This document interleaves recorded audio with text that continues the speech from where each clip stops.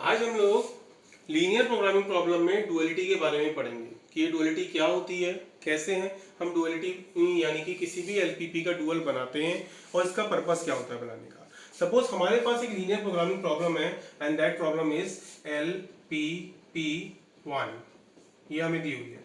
ठीक, LPP1 हमें क्या करना है, जब हमने इस LPP को सॉल्व करा तो सॉल्व करने में इसमें जो कैलकुलेशंस आई वो बहुत डिफिकल्ट थी या बहुत कॉम्प्लेक्स थी। तो उस डिफिकल्टी या कॉम्प्लेक्सिटी से बचने के लिए हमने इससे रिलेटिव एक दूसरी LPP बना दी, LPP2। ठीक, इसी की हेल्प से हमने ये LPP बनाई है। इस LPP में इसके कंपैरिजन में जो कैलकुलेशंस होंगी वो कैसी होंगी, थोड़ी इजी होंगी, यानी कि कॉम्प्लेक्स कम होंगी और डिफिकल्ट भी कम होंगी। तो उस कॉम्प्लेक्सिटी से बचने के लिए हमने इसकी हेल्प से एक रिलेटिव LPP बनाई और इस LPP का सॉल्यूशन निकाला। जो सॉल्यूशन ऑप्टिमम सॉल्यूशन इस LPP का होगा वही सॉल्यूशन हमारा इस दी हुई LPP का भी होता है।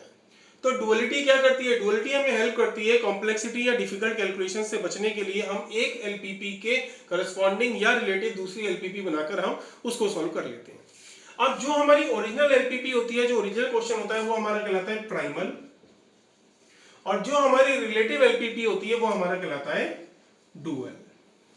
ठीक है, और दोनों हर LPP क्योंकि एक LPP से रिलेटिव होती है इसलिए हम हर LPP के करस्पॉन्डिंग उसका डुअल कैलकुलेट कर सकते हैं। ठीक, तो अब हम एक एग्जांपल के थ्रू ये समझेंगे कि कैसे हम किसी भी दी हुई LPP का डुअल बनाते हैं। तो हमने सपोज एक क्वेश्चन कंसीडर करा, this is max z is equal to 3x1 plus 4x2। Constraint हमें दिए हुए 2x1 plus 3x2 less than equal to 16, 4x1 plus 2x2 less than equal to 16 and x1 x2 greater than equal to 0।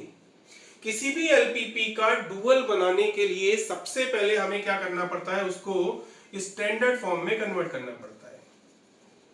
Standard form क्या होती है duality में convert करने के लिए, हमारा जो ऑब्जेक्टिव फंक्शन होना चाहिए वो हर हाल में हमारा मैक्सिमाइजेशन में होना चाहिए। यहां पर मैक्स में ही हमारा क्वेश्चन है तो ये हमारा एज इट इज रहेगा max z is equal to 3x1 plus 4x2। और नॉन नेगेटिव कंस्ट्रेंट को छोड़कर बाकी जितने भी कंस्ट्रेंट होते हैं वो हमारे हर हाल में लेस देन इक्वल टू के होने चाहिए। इस क्वेश्चन में अगर आप देखेंगे तो दोनों लेस देन इक्वल टू के हैं, यानी कि हमें उसमें भी कोई चेंज नहीं करना है। हमारी LPP ऑलरेडी स्टैंडर्ड फॉर्म में ही दी हुई है। इसको आप सिंप्लेक्स की तरह स्टैंडर्ड फॉर्म में कन्वर्ट नहीं करते हैं कि आपने सारे कंस्ट्रेंट्स को इक्वल टू में कन्वर्ट कर दिया। यहां पर सिर्फ ऑब्जेक्टिव फंक्शन मैक्स में हो और हमारे सारे कंस्ट्रेंट लेस में हो। अगर ग्रेटर में है तो आप उसको माइनस से मल्टीप्लाई करके लेस में कन्वर्ट करते हो। तो ये हमारा क्या हो गया, स्टैंडर्ड फॉर्म हो गई, या आप इसको कह सकते हो स्टैंडर्ड प्राइमल। अब आप इसकी हेल्प से डुअल कैसे कैलकुलेट करते हैं। डुअल कैलकुलेट करने के लिए आप क्या करोगे, सबसे पहले तो हमारा जो ऑब्जेक्टिव फंक्शन होता है वो मैक्स से कन्वर्ट हो जाता है किसमें, मिनिमाइजेशन में कन्वर्ट हो जाता है।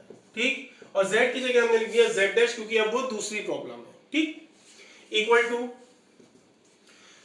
अब हमें क्या करना होता है, हमारे ये जो कंस्ट्रेंट दिए हुए हैं इन कंस्ट्रेंट के राइट हैंड साइड में जो कांस्टेंट है, इन कांस्टेंट को तो एज अ कोफिशिएंट हम लिखना होता है हमें ऑब्जेक्टिव फंक्शन में, और ऑब्जेक्टिव फंक्शन में जो कोफिशिएंट्स होते हैं उनको एज अ कांस्टेंट लिखना होता है कंस्ट्रेंट की राइट हैंड साइड में। यानी इन वैल्यूज को इन वैल्यूज से इंटरचेंज करना होता है। ये वाली वैल्यूज यहां आ जाती हैं ऑब्जेक्टिव फंक्शन में और ये वाली वैल्यूज कंस्ट्रेंट में चली जाती हैं। यानी 16 और 16 जो है वो हमारा आ जाएगा ऑब्जेक्टिव फंक्शन में एज अ कोफिशिएंट।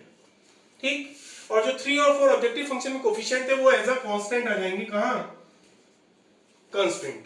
ठीक, यानी कि पहले तो हमने मैक्स को बनाया मिन और इनको इनसे इंटरचेंज कर दिया। कभी कभी यहां पर कोफिशिएंट ज्यादा होंगे और कभी कभी यहां पर कांस्टेंट ज्यादा होंगे, तो आपको कुछ भी नहीं करना है। जितनी वैल्यूज यहां लिखी है वो सारी आप ऑब्जेक्टिव फंक्शन में लिख दो और जितनी वैल्यूज यहां लिखी है वो सारी वैल्यूज आप राइट हैंड साइड के कांस्टेंट्स में लिख दोगे। ठीक, कंस्ट्रेंट में लिख दोगे।